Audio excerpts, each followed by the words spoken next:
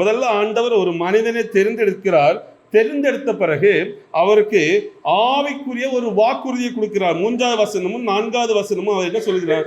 தாகமுள்ளவன் மேல் தண்ணீரை ஊற்றுவேன் என்று, வறண்ட நிலத்தில் தண்ணீரையும் வறண்ட நிலத்தின் மேல் ஆறுகளையும் ஊற்றுவேன் என்று ஆண்டவர் ஒரு வாக்குறுதி கொடுக்கிறார்.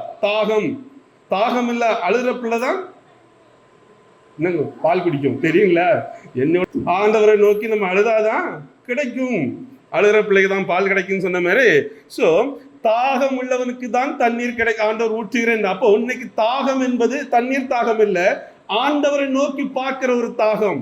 இந்த பிரச்சனைக்கு விடுதலை அவர்தான் என்கிற ஒரு தாகம்.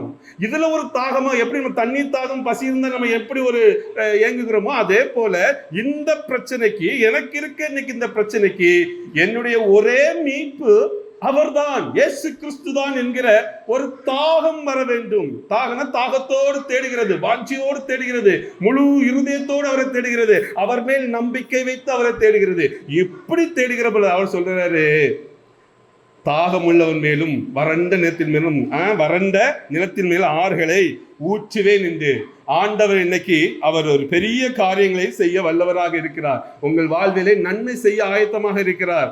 எப்பொழுது? தாகத்தோடு தேடுகிற பொழுது.